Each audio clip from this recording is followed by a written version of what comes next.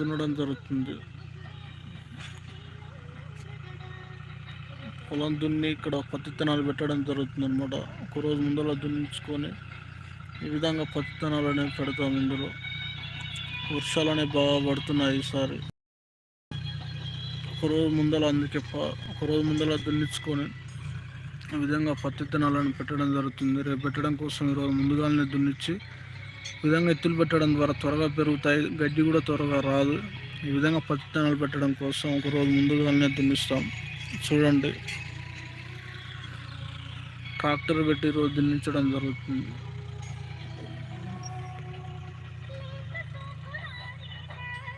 ఈ విధంగా ట్రాక్టర్ దున్నించుకోవడం జరుగుతుంది. ట్రాక్టర్ తోటి ఒకరోజు ముందుగానే దున్నిచ్చి ఈ విధంగా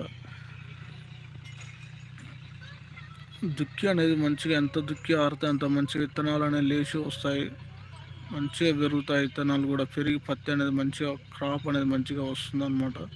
ఈ విధంగా క్రాప్ రావడం కోసం మీరు ఒకరోజు ముందుగానే దున్నించుకొని మంచిగా వరి పొలంలో మంచిగా పెట్టడం ద్వారా విత్తులు అనేవి మంచిగా మొలిచి ఈ విధంగా మొలచడం ద్వారా మంచిగా పత్తి అనేది మంచిగా పండుతుంది. పత్తి పండాలంటే ఫస్ట్ ఆఫ్ ఆల్ మీరు బిర్రైన భూములలో అందులో పెట్టొద్దు. మంచిగా కల్టివేటర్ వేసి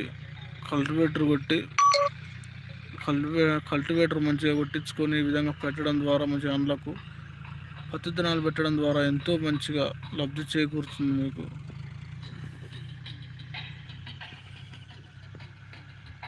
ఈ విధంగా ప్రతి ఒక్కరికి నేను తెలియజేస్తున్నది ఇదే.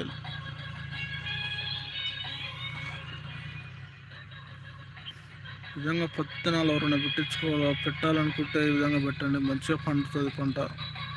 మంచిగా చేను అనేది ఒక లెవెల్లో వస్తుంది. విత్తనాలు చూడండి, ఈ విధంగా దుక్కి అనేది ఈ విధంగా పడాలన్నమాట. మంచిగా దుక్కి మంచిగా ఆరడం వల్ల ఆరి మళ్ళీ ఎత్తులు పెడితే మాత్రం మస్తు వస్తుంది, మంచిగా మొలుస్తాయి అన్నమాట. విత్తనాలు మొలిచినంటే ఆటోమేటిక్గా మనం గడ్డి కూడా త్వరగా లేవదు, గడ్డి కూడా త్వరగా లేవకుండా ఉంటుంది. ఒక రోజు ముందర దున్నించి పెట్టడం, మళ్ళీ 3-4 రోజుల క్రితం దున్నించి పెట్టడం ద్వారా గడ్డి అనేది ఒకటేసారి లేచి చేను అది ఒకటేసారి రావడం వల్ల మన కర్ర అనేది సేస్ కాదు.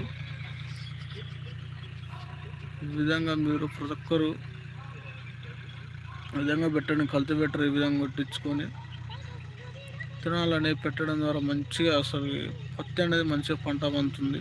చూడండి, మీరందరూ చూసి ఒక లైక్ చేయండి, కామెంట్లో పెట్టండి, సబ్స్క్రైబ్ చేసుకోండి మన ఛానల్ని. ప్రతిరోజు 100% లైవ్ అనేది వస్తుంది.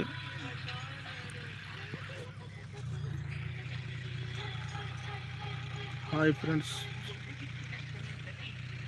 ప్రతిరోజు లైవ్ చేయడం జరుగుతుంది మన ఛానల్ నుంచి.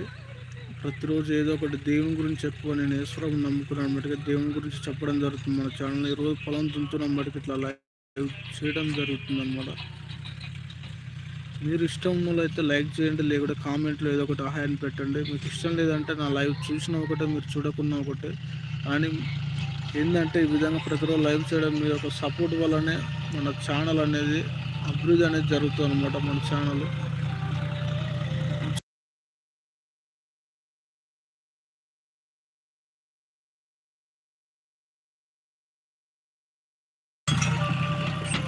ఈ విధంగా ప్రతిరోజు దున్నడం వల్ల దున్నిచ్చిట పత్తి విత్తనాలు పెట్టడం ద్వారా ఎంతో మంచిది. అసలు తొందరగా పత్తి అనేది పంట పండడం జరుగుతుంది. త్వరగా విత్తనాలు అనేవి మొలుస్తాయి. విత్తనాలు త్వరగా మొలిచి త్వరగా అనేది క్రాప్ అనేది రావడం జరుగుతుంది. చాలా రోజుల క్రితం 3-4 రోజుల క్రితం దున్నించి పెట్టడం ద్వారా ఒక వర్షం వచ్చినాక మళ్ళీ పెట్టడం ద్వారా మొలక అనేది త్వరగా గడ్డి లేచి విత్తనాలు అనేది త్వరగా రావు.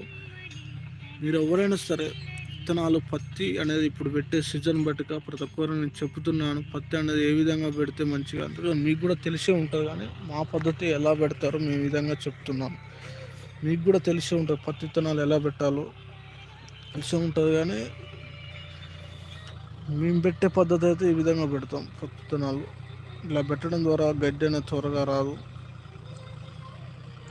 ప్రతి ఒక్కరికి తెలియజేస్తున్నది ఏంటంటే గడ్డి రాకుండా ఉండాలి, త్వరగా చేను పెరగాలంటే ఒకరోజు ముందర కల్టివేటర్ కొట్టించుకొని ఈ విధంగా గడ్డి లేకుండా మీరు త్వరగా విత్తనాలు పెట్టడం ద్వారా త్వరగా అనేది గడ్డి అనేది రాదు.